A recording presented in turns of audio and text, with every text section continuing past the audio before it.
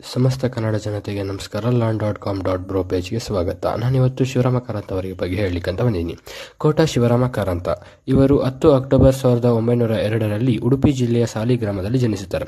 ಕಡಲ ತೀರದ ಭಾರ್ಗವ, ನಡೆದಾಡುವ ವಿಶ್ವಕೋಶ ಎಂದೇ ಖ್ಯಾತರಾಗಿದ್ದ ಕನ್ನಡ ಸಾಹಿತ್ಯ ಸಂಸ್ಕೃತಿಯ ವಕ್ತಾರ, ಕವಿ, ಕಾದಂಬರಿಕಾರ, ನಾಟಕಕಾರ, ಅನುವಾದಕ, ವೈಜ್ಞಾನಿಕ ಬರಹಗಾರ, ಆಡುಮುಟ್ಟದ ಸೊಪ್ಪಿಲ್ಲ ಹಾಗೆಯೇ ಕಾರಂತರು ಬರೆಯದ ಸಾಹಿತ್ಯವೇ ಇಲ್ಲ ಎನ್ನಲಾಗಿದೆ. ಇವರ ಮೂಕಜ್ಜಿಯ ಕನಸುಗಳು ಕಾದಂಬರಿಗೆ ಜ್ಞಾನಪೀಠ ಪ್ರಶಸ್ತಿ ಕೂಡ ಲಭಿಸಿದೆ. ವಿಶ್ವವಿದ್ಯಾನಿಲಯಗಳಲ್ಲಿ ಪದವಿ, ಸ್ನಾತಕೋತ್ತರ ಪದವಿ ಪಡೆದಿಲ್ಲದಿದ್ದರೂ ಅವರ ಸಾಹಿತ್ಯ ಪರಿಶ್ರಮ ಅಪಾರವಾದುದು. ಇವರಿಗೆ ಜ್ಞಾನಪೀಠ, ಪದ್ಮಭೂಷಣ, ಪಂಪ ಪ್ರಶಸ್ತಿ ಮತ್ತು ನಾಡೋಜ ಪ್ರಶಸ್ತಿಯನ್ನು ಕೊಟ್ಟು ಗೌರವಿಸಲಾಗಿದೆ.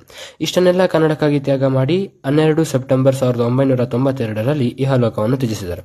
ಇದೇ ಥರ ಹೆಚ್ಚಿನ ಮಾಹಿತಿಗಾಗಿ ನಮ್ಮ ಪೇಜನ್ನು ಫಾಲೋ ಮಾಡಿ ಹಾಗೂ ಸಪೋರ್ಟ್ ಮಾಡಿ. ಏನಾದರೂ ತಪ್ಪಿದ್ರೆ ಕಮೆಂಟ್ ಮಾಡಿ. ಧನ್ಯವಾದ.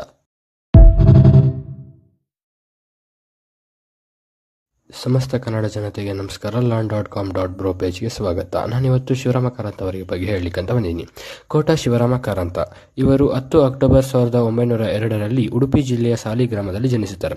ಕಡಲ ತೀರದ ಭಾರ್ಗವ, ನಡೆದಾಡುವ ವಿಶ್ವಕೋಶ ಎಂದೇ ಖ್ಯಾತರಾಗಿದ್ದ ಕನ್ನಡ ಸಾಹಿತ್ಯ ಸಂಸ್ಕೃತಿಯ ವಕ್ತಾರ, ಕವಿ, ಕಾದಂಬರಿಕಾರ, ನಾಟಕಕಾರ, ಅನುವಾದಕ, ವೈಜ್ಞಾನಿಕ ಬರಹಗಾರ, ಆಡುಮುಟ್ಟದ ಸೊಪ್ಪಿಲ್ಲ ಹಾಗೆಯೇ ಕಾರಂತರು ಬರೆಯದ ಸಾಹಿತ್ಯವೇ ಇಲ್ಲ ಎನ್ನಲಾಗಿದೆ. ಇವರ ಮೂಕಜ್ಜಿಯ ಕನಸುಗಳು ಕಾದಂಬರಿಗೆ ಜ್ಞಾನಪೀಠ ಪ್ರಶಸ್ತಿ ಕೂಡ ಲಭಿಸಿದೆ.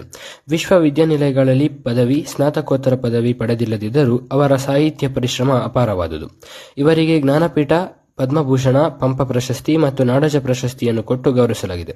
ಇಷ್ಟನ್ನೆಲ್ಲ ಕನ್ನಡಕ್ಕಾಗಿ ತ್ಯಾಗ ಮಾಡಿ 12 ಸೆಪ್ಟೆಂಬರ್ 1992ರಲ್ಲಿ ಇಹಲೋಕವನ್ನು ತ್ಯಜಿಸಿದರು. ಇದೇ ಥರ ಹೆಚ್ಚಿನ ಮಾಹಿತಿಗಾಗಿ ನಮ್ಮ ಪೇಜನ್ನು ಫಾಲೋ ಮಾಡಿ ಹಾಗೂ ಸಪೋರ್ಟ್ ಮಾಡಿ. ಏನಾದರೂ ತಪ್ಪಿದ್ರೆ ಕಮೆಂಟ್ ಮಾಡಿ. ಧನ್ಯವಾದ.